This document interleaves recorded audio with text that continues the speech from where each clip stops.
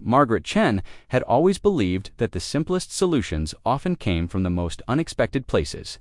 At 62, she had seen enough of life to know that wisdom didn't always wear a three-piece suit or carry an engineering degree.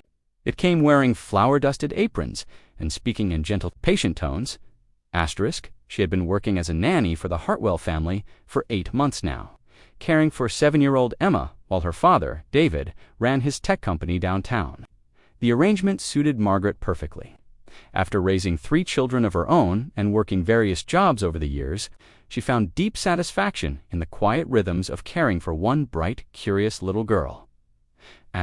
David Hartwell was a good man, though Margaret could see the weight he carried on his shoulders.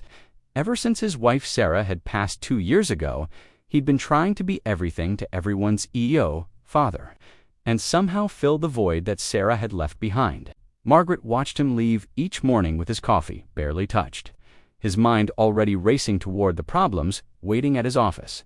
This particular Tuesday morning started like any other.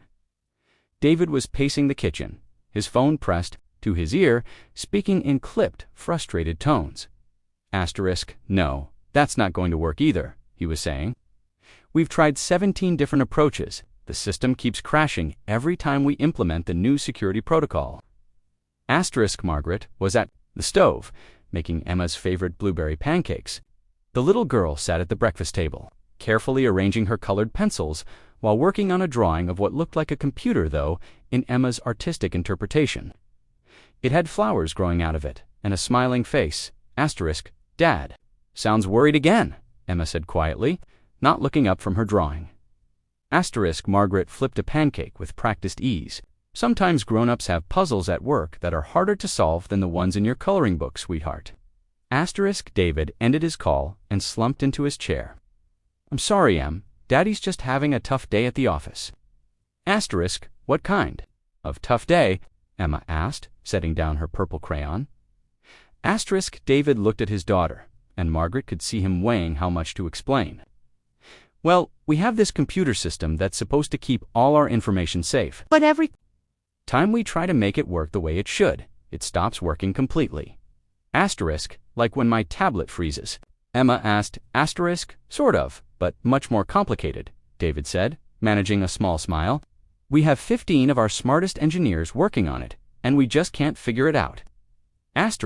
Margaret set a plate of warm pancakes in front of Emma and noticed the little girl's thoughtful expression. Children, she had learned over the years, often saw things with a clarity that adults had forgotten how to access. What if you turned it off and turned it back on? Emma suggested, cutting her pancakes into careful squares. David's smile became more genuine. We've tried that, honey, many times. Emma nodded solemnly, then brightened. What if you asked it nicely? Margaret chuckled softly as she handed David his coffee. From the mouths of babes, she said. After David left for work, Margaret spent the morning with Emma at the park, then returned home for lunch and quiet time. Emma was particularly chatty that day, still thinking about her father's work problem. Mrs. Margaret, Emma said as they sat together on the porch, why don't computers like to do what people want them to do? Margaret considered this carefully. Well, I think computers are a lot like people sometimes. They need to be understood, not just told what to do. Like when Dad explains things to me instead of just saying, because I said so. Exactly like that, sweetheart. That evening. David came home looking more defeated than usual. Margaret was preparing dinner, while Emma worked on homework at the kitchen table. Any luck today? Margaret asked gently. David shook his head. We're running out of time. The client is expecting the system to be operational by Friday, and we're not even close. I'm starting to think we might have to scrap the whole project. Margaret had seen this kind of exhaustion before, in her late husband when he struggled with his construction business, in her own children when they faced seemingly impossible challenges. Sometimes the answer wasn't about working harder, but about stepping back and seeing things differently. David, she said carefully, would you mind if I asked you something about your work? I know I don't understand computers the way you do, but... Of course. Margaret, what's on your mind? Asterisk. Well, I was thinking about what Emma said this morning, about asking the computer nicely.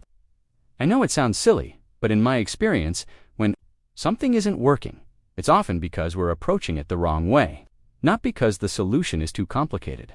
Asterisk. David looked at her with tired eyes. I appreciate that, Margaret, but this is a highly sophisticated security protocol. It's not something you can just... He stopped himself, and Margaret saw something shift in his expression. What is it? She asked. Asterisk. You know what's funny? David said slowly. We've been so focused on making the system impenetrable that we haven't considered whether we're making it too rigid. Sometimes the most secure systems are the ones that can adapt. Asterisk. Margaret smiled, like how the strongest trees are the ones that bend in the wind. Asterisk. Exactly. David was quiet for a moment. Margaret, would you mind if I made a quick call? I think I want to try something different. Asterisk. The next morning, David left for work with more energy than Margaret had seen in weeks. When he returned that evening, his face was bright with something she hadn't seen in months. Genuine excitement. Asterisk. It worked, he announced as he walked into the kitchen. The new approach worked. Asterisk. Emma looked up from her coloring book. Did you ask it nicely?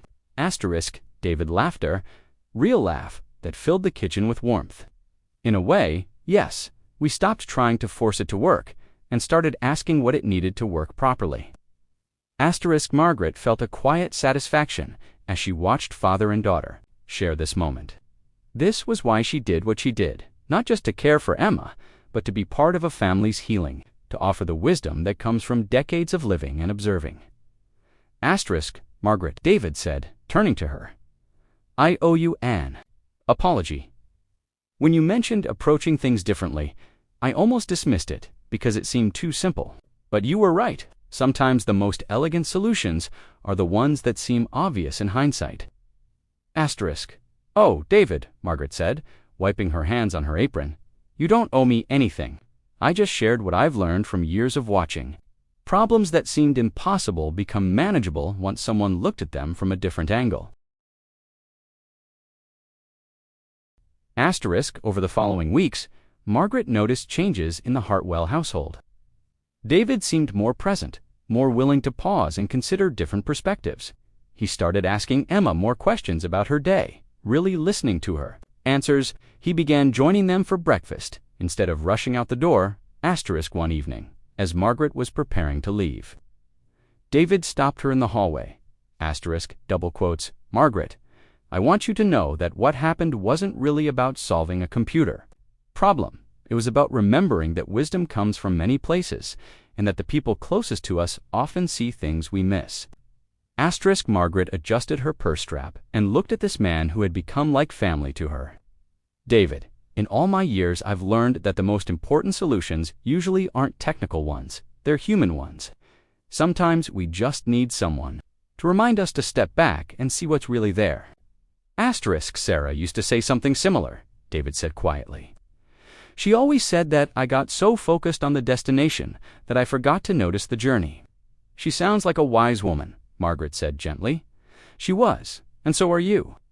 Asterisk. As Margaret walked to her car that evening, she reflected on how this simple interaction had reminded her of something she'd always known but sometimes forgot, that every person carries valuable wisdom regardless of their age, education, or position in life. The young nanny who suggested asking the computer nicely, the experienced caregiver who saw the need for a different approach, the grieving father who learned to listen. All of them had contributed something essential. Asterisk. The next Friday, David came home with a bottle of sparkling cider and a small gift box. Asterisk. What's this for? Margaret asked. Asterisk. The client was so impressed with our solution that they're recommending us to 3 other companies. But more importantly, I wanted to thank you for reminding me that the best answers often come from the most unexpected places. Asterisk. Inside the box was a simple silver bracelet with a small engraving, to Margaret for seeing what others couldn't.